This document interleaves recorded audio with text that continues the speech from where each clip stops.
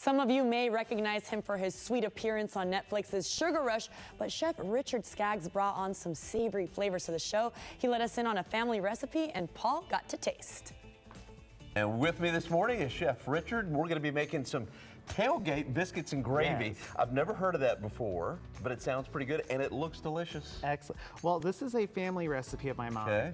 My mom and my sister actually ended up making these because we love biscuits and gravy in our household. Those are the best recipes, right? Right? Or the family recipes, right? They are, and this is a super easy one, so you can make these the day before and then have them ready the morning of. Okay, so what are we putting in here? So what we have on our board right here is actually our biscuit part, and this is puff pastry that I made with a little bit of brown butter and some sage in it.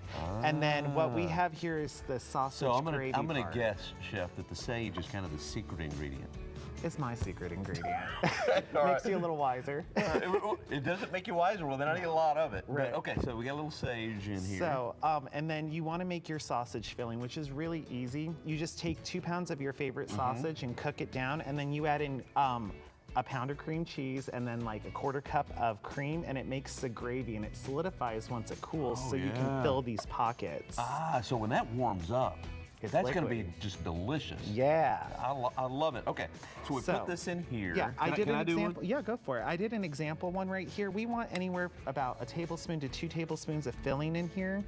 And then we want it towards the center just so it doesn't explode out of our pocket. There's a fine line between too much and not enough.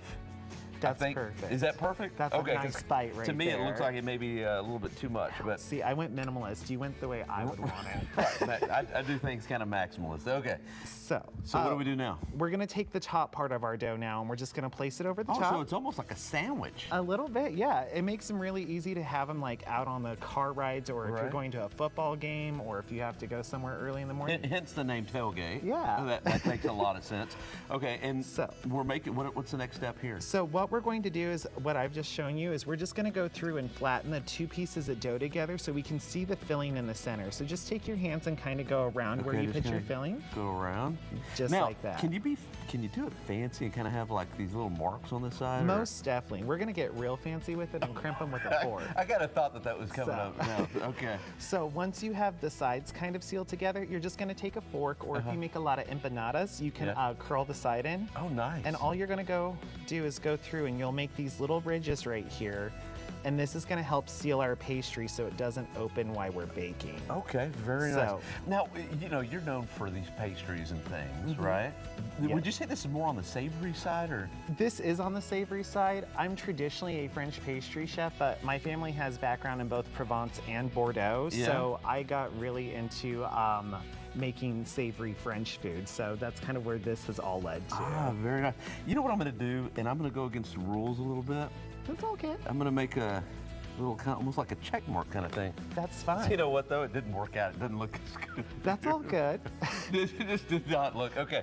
All right. You did it your style. This is awesome. So you pop them in. How long do you put them in the oven? So you're going to put these in a 400-degree oven for 18 minutes until they are beautiful GBD, which is golden brown delicious. And they come out like that, right? And you get a nice amount of flake on there, so you get some shatter too. Well, it looks beautiful. I mean, absolutely wonderful. You do catering, and how can folks reach you? So I'm on Instagram at BakeMyDay3300. Bake My Day, I love that. Yeah, I like a good pun.